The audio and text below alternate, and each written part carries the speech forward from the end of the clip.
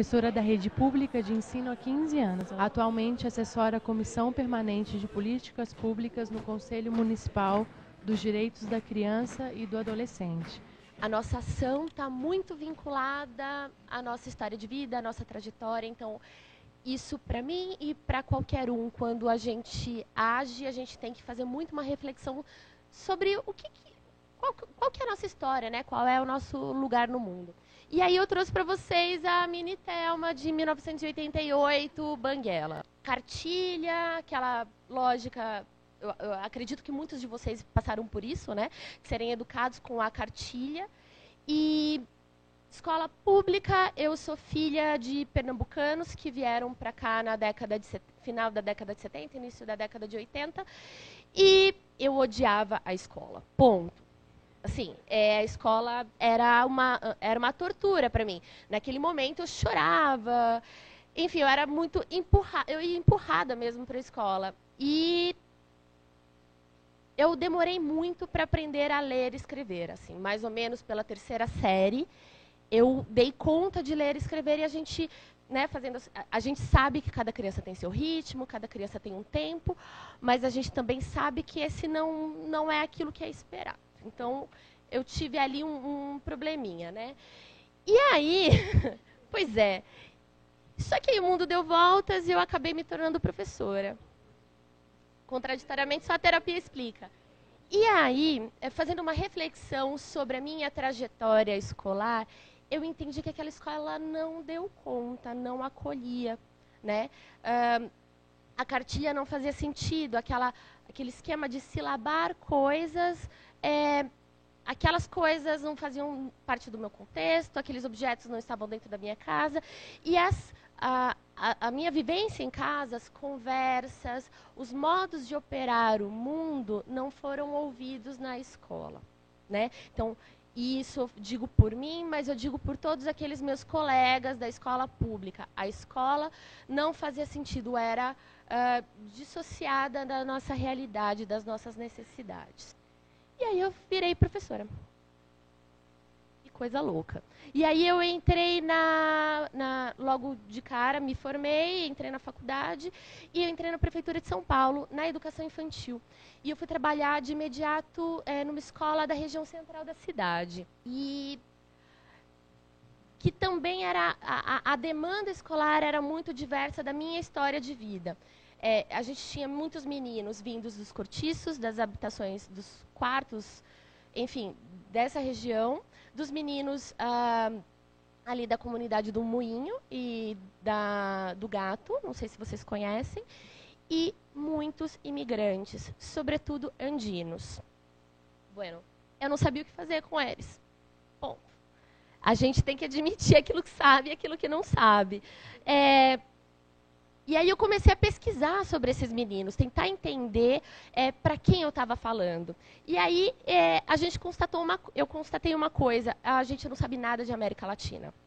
Nada, nada. Somos uns ignorantes. Assim, a nossa formação, quando eu comecei a dar aula, eu já era aluna do curso de História. E eu fiz um bom curso de História, mas durante toda a minha graduação eu tive muito pouco de América Latina, né? E a nossa formação como professores, como alunos do ensino superior e como, enfim, pessoas assim, a nossa formação é muito mais voltada para os padrões europeus, brancos, católicos, e a gente desconhece os nossos vizinhos. E aí eles estavam ali na minha sala e eu precisava lidar com isso, né? Então, esse foi o meu problema de início de carreira. Como atender com qualidade esses meninos e meninas na educação infantil. A gente percebe que nos últimos 5 anos houve um aumento do número de imigrantes, mas vocês podem dizer, nossa, Thelma, 2.314 não é um número tão grande assim para a gente se preocupar. Desses alunos do ensino fundamental 1 e 2, a soma dos últimos 5 anos, a maior parte é de bolivianos. Na educação infantil, no último ano foram 1.044. Desses, bolivianos são a maioria.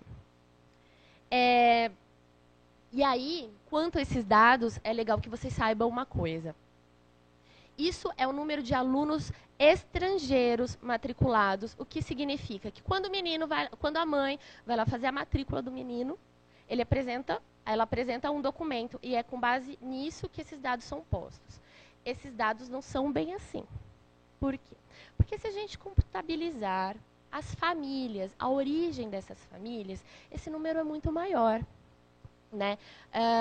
A gente tem que lembrar que esse fluxo migratório dos bolivianos, assim, a gente tem fluxos migratórios para o Brasil desde o século XIX, né? Vieram os italianos, posteriormente os japoneses, etc, etc. E a partir da década de 50 você tem um fluxo maior de bolivianos. Mas, num primeiro momento, foram oriundos de famílias de classe média que vinham para cá estudar. A partir da década de 90, você tem um fluxo maior. E são, sobretudo, homens de classe de pouco estudo e de renda baixa. E eles vêm para cá em busca de trabalho, na década de 90. Então, eles vêm 90, 2000, se casam, então os filhos deles já são brasileiros. Né? Então, por isso que esse número não é bem assim. E aí, voltando lá para a minha escola, para o meu problema. Essa contagem, a minha coordenadora fez o ano passado, com base nas famílias atendidas. Tá? 1/4, aproximadamente, das famílias eram de estrangeiros. E desses, a maior parte é de bolivianos.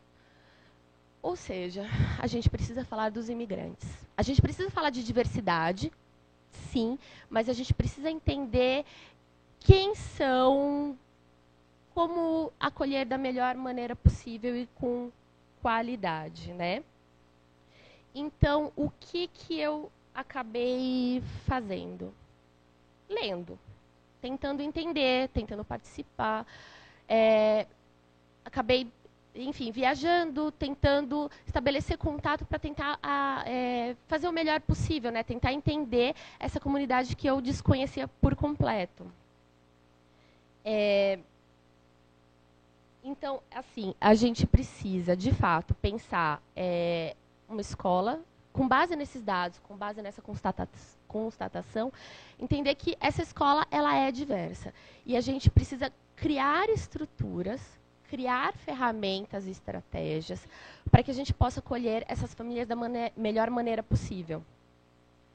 E não é só acolher, né? A escola tem que aprender a respeitar esses alunos e a escola precisa garantir que o respeito entre as partes também ocorra, né? Quando uma criança é maltratada por conta da sua origem, isso é algo muito mais grave, isso revela algo que é muito violento e é muito complicado para a sociedade e que é urgente que a gente repense, né? Essas questões de bullying, mas também de xenofobia. O que eu pontuei como ações possíveis, né? É conversar com essas famílias, admitir que a gente não sabe e que a gente precisa aprender, né? E que elas têm muito a colaborar. A gente tem que lembrar que o professor tem um papel fundamental. A gente pensa, a gente tem uma intencionalidade, a gente prepara e planeja, mas a gente precisa da contribuição dessas famílias, sim, porque eles são importantes parceiros.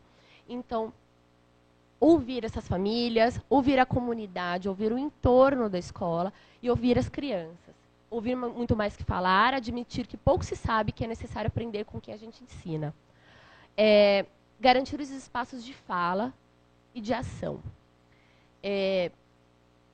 Quem aqui tem, não sei se vocês já tiveram crianças imigrantes em sala de aula, mas uma fala muito, muito recorrente é: o menino é quietinho, né? Bonzinho esse menino. Ele não é quietinho. Essa timidez, ela é explicada. Ele não tem o domínio do idioma. Por muitas vezes, ele foi questionado, foi acuado por isso, e isso faz com que ele tenha vergonha de dizer. E nesse momento de ter vergonha, de ser tímido, ele deixa de falar, ele deixa de expor e ele deixa de aprender com o outro e o outro com ele. Então, assim, é uma perda absurda. Então,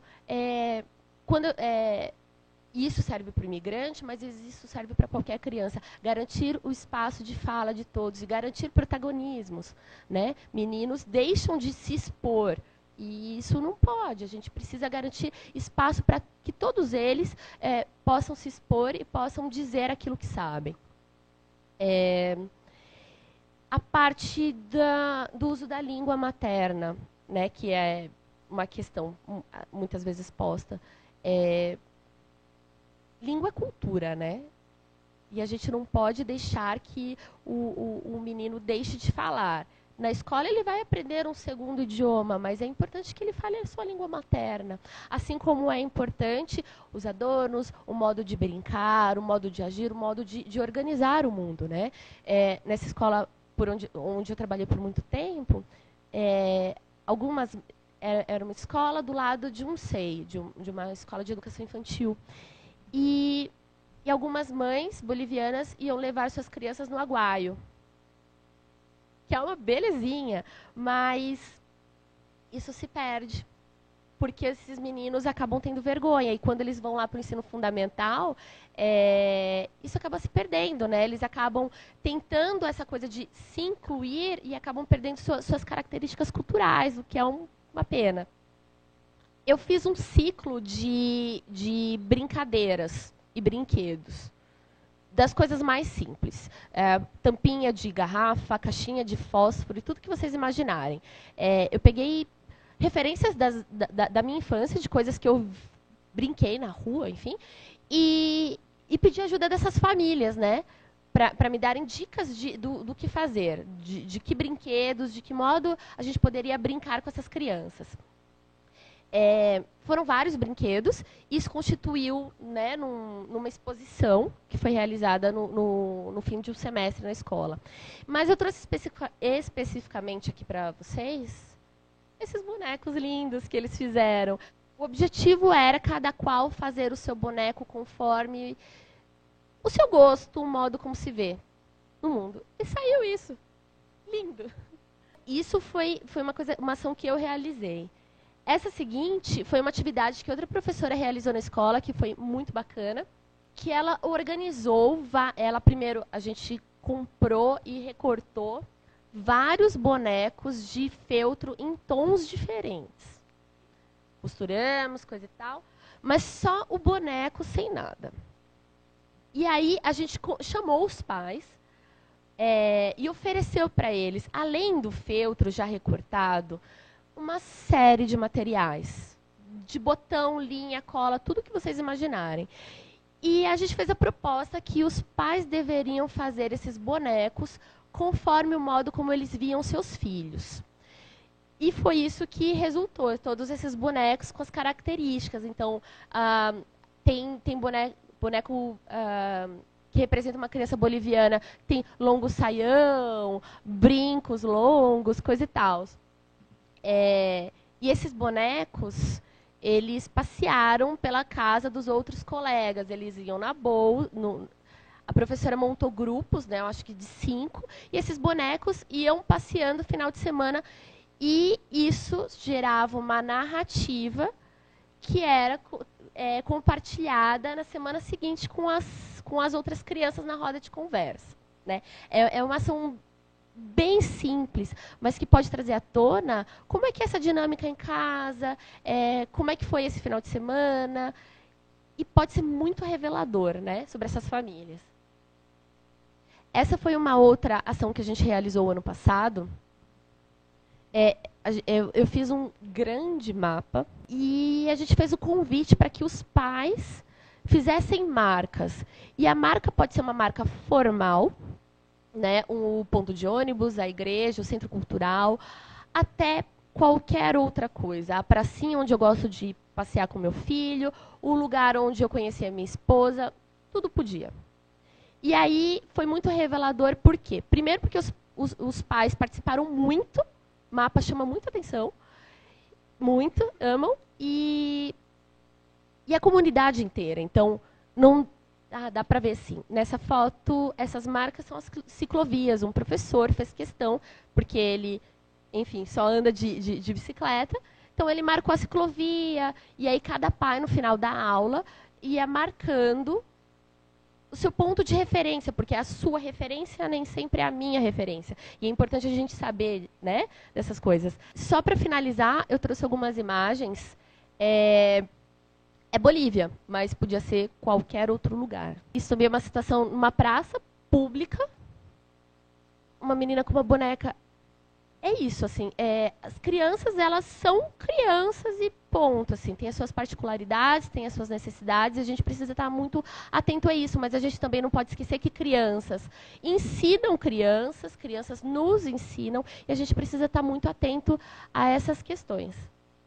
E, por fim, isso daqui é aqui, no Parque Dom Pedro, no dia 24 de janeiro, que é a festa do Equeco, onde a comunidade andina se reúne e, além da festividade e de todos os rituais, eles usam o parque, usam a terra. Para conhecer essa comunidade, eu acabei frequentando muito as festas e os eventos. E aí, numa situação, isso daqui foi no dia da independência da Bolívia, acontece no dia 6 de agosto. Eu encontrei esse menino com o pai e a mãe. Ele foi meu aluno há muito tempo. Essa mãe era super participativa. Ela foi uma das primeiras mães bolivianas a participar do conselho de escola. Não faltava uma reunião e queria saber, entender o desenvolvimento da criança e queria o melhor para essa criança. Ele saiu da educação infantil, foi para uma escola de ensino fundamental, Fundamental 1. Concluiu, ela continuou sendo participativa, se envolvendo muito na educação dessa criança. Só que eles mudaram de casa, a vida mudou, a vida econômica, eles acabaram sendo donos da própria oficina, eles tiveram que mudar de bairro. E aí, esse menino teria que ir para uma escola de ensino fundamental 2. Isso foi em agosto, ele iria no ano seguinte. E o que essa mãe me contou e que acabou com o meu dia? Ela ia tirar o menino da escola e ia mandar de volta para a Bolívia para morar com a mãe, com a avó. Né? Então, essa mãe resolveu abrir mão dessa criança, filho único, e para mandar de volta para a Bolívia, porque ela entendia que a escola não era boa o suficiente, a escola era fraca. Mas, o mais importante, ela tinha medo, porque ela sabia que os alunos, que as crianças de famílias bolivianas sofrem. E ela não queria expor o filho dela a isso. Para mim, isso foi a maior demonstração de falência. Deu errado, a gente fez muito errado. E aí vocês podem pensar, mas é um caso. De fato, é um caso. Mas eu tenho muito contato com outros professores que têm muitos alunos imigrantes e com pessoas que trabalham com essas comunidades, né, que não são diretamente da escola, do universo escolar. E eles contam que isso é frequente. Essas famílias vieram, conseguiram emprego, têm o seu dinheiro, mas mandam seus filhos de volta. E pior, é de volta para uma terra que de fato não é deles. Né? Então é algo muito complicado e que só demonstra que a gente errou. É urgente que a gente repense qual é a ação da escola, qual é o nosso lugar no mundo, o modo como a gente vê os outros. Né? Qual é essa nossa relação de alteridade. Né? Porque seus pais o pai abrir mão da convivência com o filho é algo muito grave. Tá?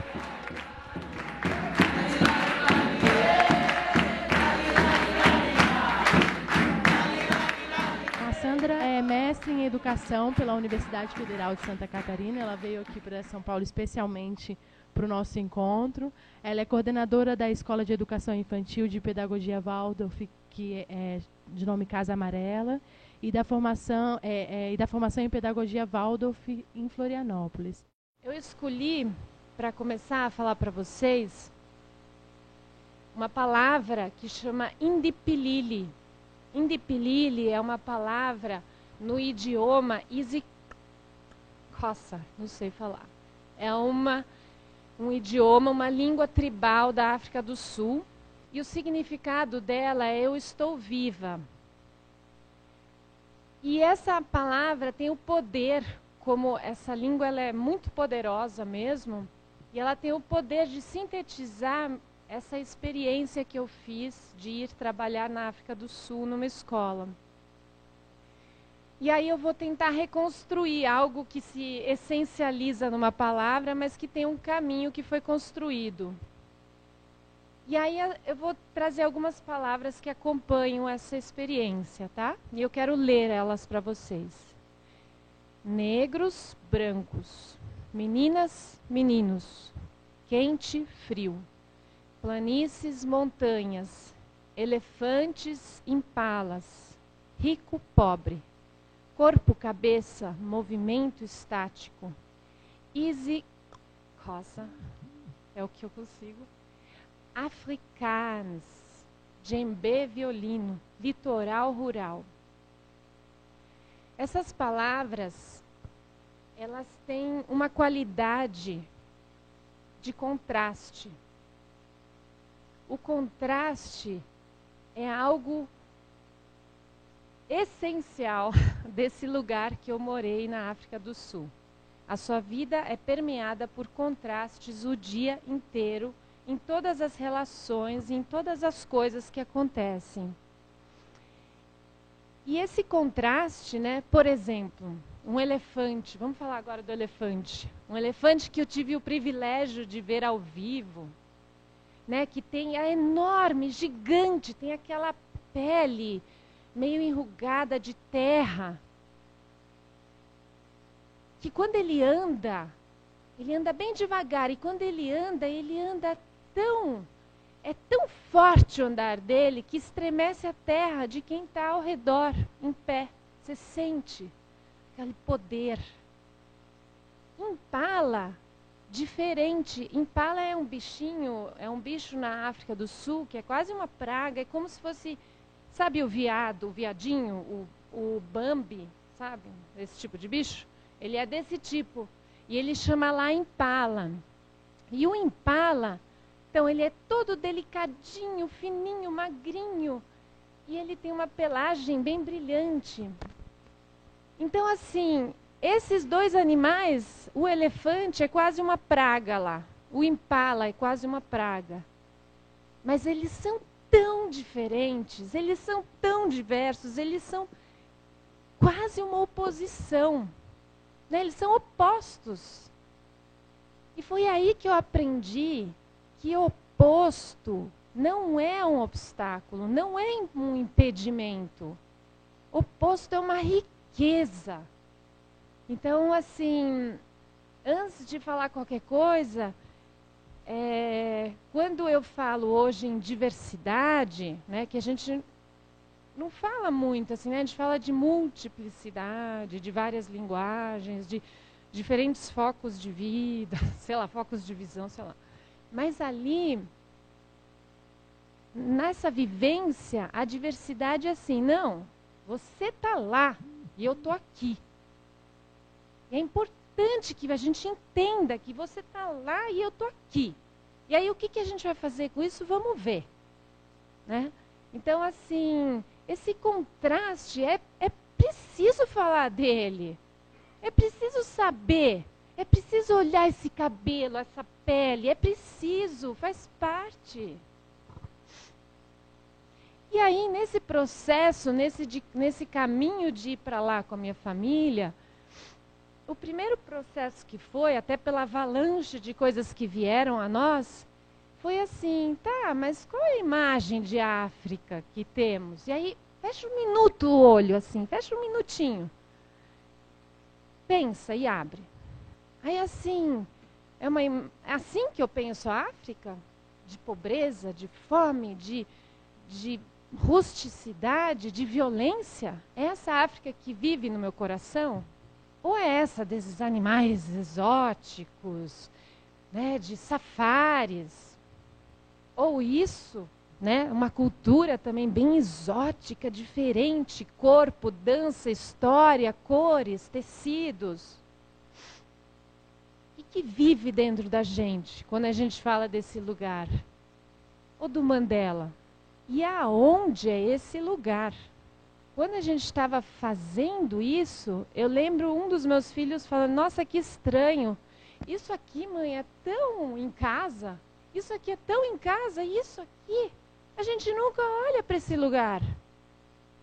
Esse lugar que tem essa silhueta tão linda, tão parecida com a nossa. Como é que a gente nunca olha para aí? E esse lugar, diferente do Brasil, ele não é um país, ele é um continente cheio de países e que cada país é totalmente diverso do outro. Então a gente não pode falar. Aí fui lá na África, estou contando da África para vocês, não estou contando nada, estou contando disso aqui, ó, de um pedacinho desse tamanho. E aí, desse grande continente, eu fui para aqui embaixo. Essa altura aqui, ó, desse mapa aqui, ele chega na altura do Uruguai. Nossa, é bem para baixo, então talvez não é tão quente lá. E desse pedacinho da África do Sul, na verdade, a gente ficou na cidade do Cabo, só que a gente ficou aqui, ó, nesse pedaço vermelho. É uma comunidade que se chama Kaelicha. Ela é uma favela gigante e ela tem todas as questões de uma favela, só que ela tem uma peculiaridade. Ela foi criada no período do regime separatista, o apartheid. Todos os negros que moravam aqui foram deslocados para esse lugar, que se tornou uma grande favela. Então, eu vou contar para vocês desse pedacinho, só um pedacinho. Não é da África toda. Aqui só algumas imagens, assim, para não ficar tão abstrato o negócio. Algumas imagens que foram tiradas por mim e pelos meus filhos. E quando eu chegava em Kaelicha, eu trabalhei numa escola lá. E essa escola se chama Zenzélene. E esse era o caminho. Na verdade, isso aqui é bem na periferia dessa grande favela. Por quê? Porque as escolas, todos os tipos de escolas públicas, são todas públicas, né, nesse lugar, mas elas têm ideologias, enfim, pedagogias diferentes, e elas ficam todas na periferia dessa grande favela. Nenhuma entra lá dentro. Então, logo de manhã, aqui ainda é um lugar com asfalto, uma escola do lado da outra, e esse fluxo grande de todas as crianças uniformizadas indo para a escola. Esse aqui era bem na frente da escola que eu trabalhava, e é um açougue ao céu aberto, e eles vendiam para comer o smiling. O smiling é uma especiaria deles. O que eles comem é a bochecha e a língua da cabeça de cabra, que é tipo um filé mignon. E essa pessoa aqui é um pai da escola, o que é o açougueiro. E eles defumam essa carne o dia todo. Então, assim, o cheiro desse lugar ficava toda hora com essa defumação, né? Que também fez parte, assim, do meu estar num lugar diferente, né? Quando eu voltei, assim, as pessoas falavam, como foi lá? Eu ficava, assim, olhando para as pessoas, assim, nossa, eu não consigo falar, assim, né? E aí eu escolhi essa imagem para falar para vocês como foi lá. Esse dia, esse menino ficou doente e a professora pediu para ele deitar, para descansar, porque a mãe não ia buscar, lógico. E estava batendo um solzinho, já era inverno, estava bem gostoso esse lugar. E o menino pediu para o meu filho, que nesse dia estava comigo, deitar com ele. E eles acabaram adormecendo, e esse aqui é um folgadinho que adorava grudar junto. E aí eles acabaram meio adormecendo, ficando lá um tempão. E eu tirei uma foto deles, né? Mas aqui essa imagem fala para mim o que foi essa experiência para mim. Então, todas aquelas imagens que eu mostrei para vocês no começo, não tem nada mais a ver para mim. Para mim, tem isso aqui. Confiança, intimidade, corpo, muito corpo, aconchego. Então, toda hora assim, se alguém fala como foi a África do Sul, vem essa imagem. Eu fico assim, nossa, o que eu vou falar? O que eu vou falar, né? Porque todas aquelas imagens que constituem a gente não vivem, não fazem o menor sentido mais. E aí a ideia para vocês é contar um pouco como foi. Porque essa última imagem está muito longe do começo, né? De como eu fui até lá. E foi construído um caminho. Então, essa escola é uma escola nessa comunidade onde todos falam esse idioma. As professoras falam um pouco de inglês, mas mesmo assim é num acento tão diferente, ou o meu é tão diferente do delas, que a gente praticamente não se entende. E todas as crianças falam esse coça, que faz assim um monte de estalinhos. É bem lindo, lindo essa língua. Mas não dá para entender nada. E eu caí nessa escola, numa comunidade negra, e assim, eu fui lá porque eu quis, eu escolhi, mas eu não tinha o tamanho da dimensão do mal-estar que eu ia criar naquele lugar. Então, assim, foi bem difícil, né? Assim, foi... porque assim, na verdade, eu representava, como aquelas primeiras imagens que eu trouxe, eu representava uma maldade, né? Algo que fez muito mal. Então eu tive que viver isso também, né? Só que assim, nesse caminho, já que eu estava lá, quem me ajudou muito foram as crianças. E foi a partir delas, do brincar livre delas, que eu fui introduzida à cultura desse povo e que me ensinou como lidar com eles. As meninas brincam separadas dos meninos. É bem forte isso, muito forte. E as meninas, tá vendo esse gesto aqui, ó, da Tinama? Elas são muito mandonas.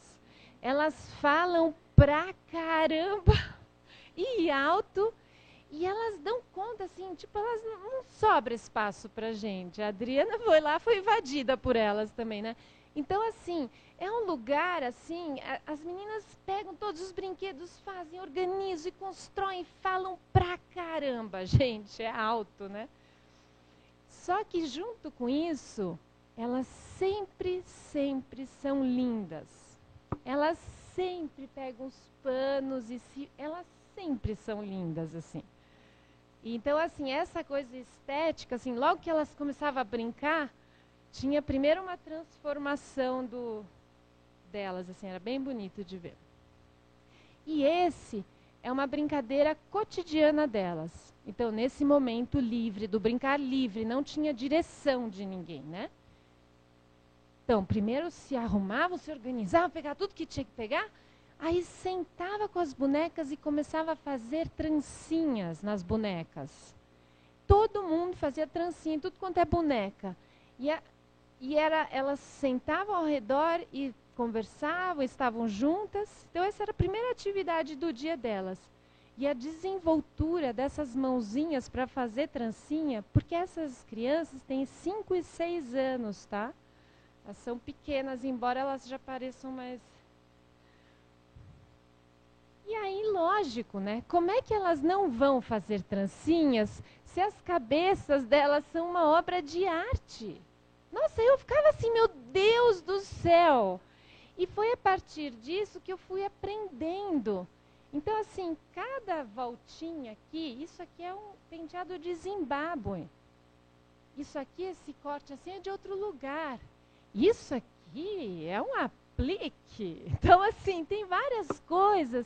E aí aprendi que essa trancinha, como que ela é feita? Ela é feita pelo clã feminino da família, dentro de casa. Elas sentam no meio, numa cadeirinha, e a tia, avó, irmã, sobrinha, sei lá, toda mulherada vai em volta e fica trançando. O das meninas, de criança, deve durar em torno de 6 horas. Esse negócio puxa pra caramba. Mas vocês entendem a importância que tem esse gesto de estar no centro uma criança cuidada por todo o clã feminino? não tem como não brincar de outra coisa. Então, assim, foi a partir delas que elas iam me contando. E eu fui assim, nossa senhora, né? E isso também é algo assim precioso. Quando eu estava indo, uma pessoa falou para mim assim, você vai numa favela na África, vê se traz uma criança de lá. Não, é uma baixaria isso, gente, mas quando eu vi essas crianças, até a gente falou de acolhimento, de abrigo, né? A gente está num lugar muito difícil, a vida. As mães e os pais trabalham o dia inteiro sem parar. Tem alcoolismo, tem toda essa bagunça aí, mas... Ai, já, caramba! Então, mas aí, o que acontece? Essas meninas brincam com seus bebês de uma maneira, depois de fazer as trancinhas, os bebês são sempre colocados nas costas, como as bolivianas fazem, né? E esse colocar nas costas, não importa se essa menina vai brincar ou não com a criança. Às vezes elas vão fazer uma atividade que a professora chamou, mas elas chegam e põem todos os bebês nas costas. E aí vão fazer o que tem que fazer. Ou é brincar, ou vai fazer um desenho, ou sei lá o quê. Mas a presença, essa relação de mãe e filho, foi uma coisa impressionante. Eu não tive uma mãe assim, gente. Eu não tive. Assim, a relação do cuidado com a cria, sabe? Com o pequeno. E não é só mãe, é os mais velhos com a criança, né? E aí chegam os meninos, né? Ai, tá outro universo, me dava um alívio. Eles praticamente não falam. A reunião deles é em dupla, 3, 4 já é muito, né? Assim.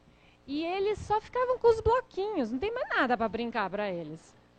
E os meninos, eles têm essa coisa, eles só tinham os bloquinhos e eles faziam com uma alegria, uma construção com esses bloquinhos, mas em silêncio, quietinhos, sabe? Nossa, gente, quando eu não aguentava as meninas, deixa eu ver os meninos agora um pouco. E vocês não acreditam que eles também brincavam de cabelo? Os meninos usam sempre o cabelo bem carequinha assim. Quando está assim, já está muito grande. E aí, eles brincam de cortar o cabelo, né? De fazer aquele raspadinho assim. Só que vocês não sabem. Quem faz isso nos meninos são os pais. E é fora da casa deles. É sentadinho na frente da casa, ou pai, ou avô, algum homem, né? Assim. E aí vai saindo aquela penugem e vai caindo e voa, né? Assim, eles fazem lá fora. E era muito bonito de ver. Então, assim, só que assim, por que também é tão importante para eles? Por que eles brincam disso? Porque é um gesto de cuidado e de carinho. O cabelo é algo, assim, pedagógico, assim. E eles passavam mal com o meu cabelo. Né? Eles ficavam, ai, cabelo horroroso, faz alguma coisa nesse cabelo, né? E aí, isso era dentro da sala. Quando a gente vai para fora da sala, tudo muda. As brincadeiras são muito coletivas e elas são bem tradicionais, de rodas e cirandas, o tempo inteiro. Dança, canto, dança, canto. E é tão engraçado porque quando você vai para a cidade do Cabo, que é uma cidade super chiquetérrima, bem turística, aí vem um pessoal dessa comunidade, põe umas roupas assim bem exóticas para os turistas e ficam lá fazendo um monte de coisa. E os turistas, uau, né, não sei o quê. E na verdade eles estão fazendo cantigas de roda de criança, que vive neles, né, e que são super divertidas. Nesse caso, a professora está aqui, mas eles estavam brincando e a professora estava dentro da sala. Ela escuta, sai correndo e vai brincar com eles. Porque essas rodas, elas incluem desde o bebê até o vovô. Todo mundo brinca. Então não tem mais menino, menina, não tem idade, não tem nada. Eu coloquei isso porque, então, como eu havia falado assim, eu não tinha a dimensão do tamanho do mal-estar que eu ia causar nesse lugar. Mas, então assim, enquanto as crianças me recebiam desse jeito, os adultos, como é normal de adulto, que tem toda uma história já bem difícil, eles faziam questão assim, né, de falar, você não faz parte, né? Você está lá do outro lado, ó, lá do outro lado, né? Que é bem entendido e compreendido. Mas aí elas me davam muitas tarefas, né, as professoras, o corpo docente. E as tarefas variavam, assim, de limpar banheiro, mas todo mundo limpava lá, até falar com o pessoal do Rotary Club que ia patrocinar uma biblioteca nova na escola. E aí elas ficavam mandando. E uma dessas tarefas foi fazer a reunião de pais. E aí eu fiquei, a reunião de pais? Aí a primeira palavra que eu falei assim, mas que língua eles falam? Porque assim, aí elas assim, falam um pouquinho de inglês, mas assim, eles falam easy cosa, mas eles falam um pouquinho de inglês. Aí eu falei, meu Deus, como que eu vou fazer isso? Só que eu não podia recusar nada, porque qualquer oportunidade de interação minha era uma grande oportunidade, né? Da gente sair daquela trilha, né, do oposto, assim. E aí eu resolvi, né, fiquei pensando bastante e resolvi. Todos os registros das brincadeiras das crianças foram registrados por mim, registradas com escritas e com fotografia. Então ficou um registro muito extenso e bem minucioso, porque era a ferramenta que eu tinha de conhecer aquela cultura. Como ela falou, né, eu tenho que ir até a família, eu tenho que ir para a Bolívia para entender. E aí eu peguei, fiz uma reunião com cartazes, bem assim, tupiniquim, assim, tá? Só que assim, eu peguei e fui fazendo, igual eu fiz agora, bem rapidinho, com alguns exemplos das brincadeiras das meninas, dos meninos, fui pondo as imagens, escrevi um pouquinho do lado, porque se não dava para entender minha língua, pelo menos talvez escrito, enfim. E aí eu fui mostrando para eles e falando da escola, da pedagogia, enfim, da importância daquilo. E aí foi assim, esses são os pais, essa reunião foi feita sábado de manhã, ela não pode ser feita em outro horário, nem à noite, nem em outro horário. E foi bem especial porque escola para eles é assim, é um lugar sagrado. E estava todo mundo super bem vestido, porque todo mundo sempre é bem vestido, né? Mas aqui em especial. Então eu sentia uma solenidade, né? Assim, daquela reunião de pais que eu nunca senti no Brasil. Porém, e todo mundo lá, né? Todo mundo lá. E aí, então vai, né? Vai lá falar, Sandra. Eu assim, tá. E aí eu comecei a mostrar. E foi impressionante, foi o primeiro passinho que nós demos, um em direção ao outro. Estou terminando. Um em direção ao outro, porque assim, eles puderam ver, através de mim, o que eu estava olhando deles. Então eu estava contando praticamente para eles o que eu estava vendo daquelas crianças, o que elas estavam me contando. E foi muito impressionante porque eles não viam aquilo. Então, por exemplo, eu chegar e falar, né, como vocês viram, cuidado dessas crianças com suas bonecas. Nenhuma criança brinca desse cuidado se ela não é tão cuidada. Não tenho de onde tirar, cuidar tanto de uma boneca se eu não sou cuidada. E quando eu falei essas coisas, assim, eu estava falando normal, assim. Os pais se emocionaram de uma maneira, porque eles não veem isso deles. Eles não veem isso na relação deles. Então, assim, eles ficaram tão emocionados, e eu também, porque, assim, para mim era tão óbvio e tão chocante, né, assim, e eles têm algo naturalizado, né, assim, essa comunidade é algo naturalizado de realmente... de não ser capaz, de não poder, de não conseguir, e de sempre estar muito aquém de tudo, né?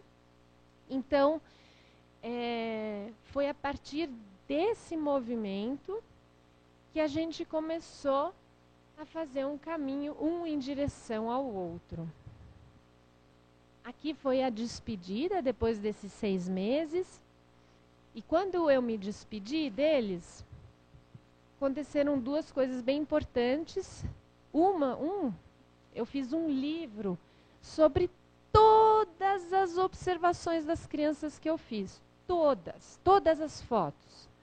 Então, assim, deu um livro de fotos bem gorduchinho, assim, e escrevendo ao lado. Porque eu fiquei assim, eu não quero que nunca mais vocês esqueçam da potência que vocês são, né? Assim. E o outro livro é o meu diário, e ele tem esse nome, chama Indipilili. E na África do Sul, nenhum negro fala do branco e nenhum branco fala do negro. Lembra que eu falei do elefante está aqui, o impala está ali? Então, os negros e os brancos, embora o regime separatista já tenha terminado, politicamente, ele ainda vive nos corpos das pessoas. Então, isso não é uma coisa que se precisa falar, mas isso é uma coisa que existe. Então, eu conversei com elas e falei assim, eu gostaria muito de contar o que eu vi aqui, lá no meu país. Porque o que eu vi aqui me faz olhar diferente para o meu país também. E aí, eu traduzi oralmente o livro para elas e pedi então essa autorização, e elas me deram a autorização, e por isso que o batismo do meu livro tem um nome na língua deles. E aí, assim, eu, né, bem intelectual, com livros e tudo, fazendo isso, aí elas falaram assim, tá, então tá, esse é teu jeito, mas agora a gente vai contar do nosso jeito como é que a gente se despede aqui. E eu assim, tá bom, né, vamos lá, né. Aí o grupo de professores fez uma roda, e aí começou a dançar e cantar, logicamente. E elas começaram a cantar bastante, e cada um, tem professores homens também, falou alguma coisa sobre mim durante esses 6 meses, que elas observaram em mim. O exercício que eu fiz com as crianças, elas fizeram de mim. E elas falaram coisas bem duras. Então, uma delas foi assim, quando eu cheguei na África do Sul, eu precisava encontrar esse grupo de professoras. E eu fui num congresso onde elas estariam. Era um congresso onde a maioria era branca. E aí eu vi um grupo de pessoas negras e fui até lá, perguntei, vocês trabalham na escola Zenzele? E todo mundo sabe que essa escola é dentro de uma favela. E aí, elas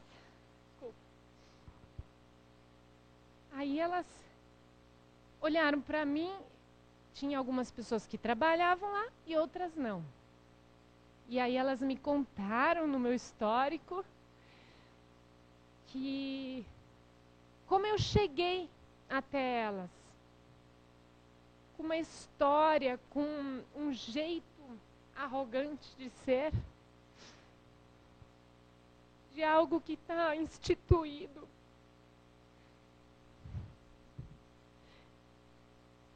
Bom, então elas falaram isso é uma coisa muito boa da África do Sul, que todo mundo fala as coisas. Ninguém fica disfarçando aqui igual no Brasil.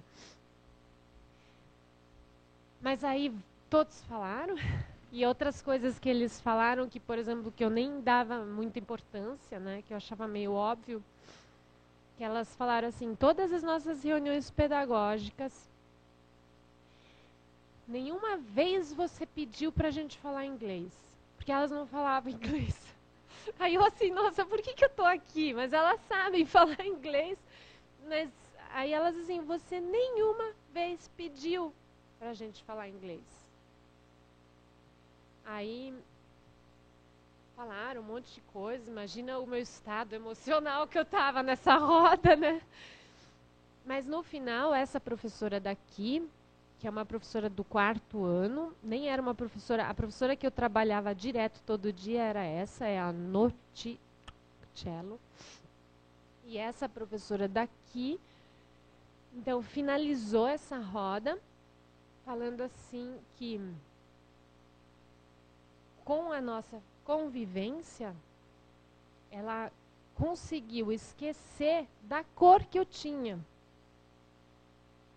E ela falou assim que esse foi o maior presente de ter convivido, né, da gente ter convivido, porque não é assim na África do Sul.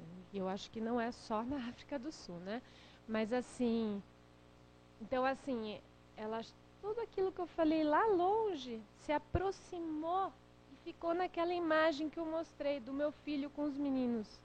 De um conforto, de um aconchego, de uma intimidade sem igual, né? E aí, não consigo.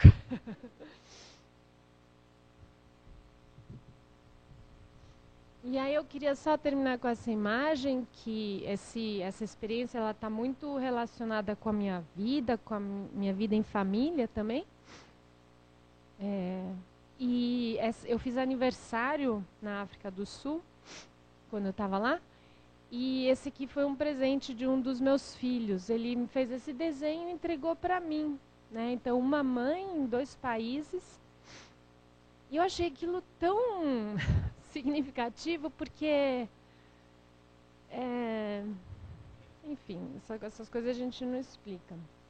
E aí, assim, eu queria agradecer imensamente a Adriana de ter me convidado de vir aqui, né? Assim, realmente é um relato, assim, completamente, mas é algo assim que me veio no coração como missão, assim, sabe? Eu quero falar disso aqui no nosso país. Eu quero falar. Eu sei que é muito chato ouvir isso de uma pessoa, talvez da minha cor, mas talvez a gente também faça isso que ela falou. Vamos esquecer a cor e vamos falar de gente para gente, né?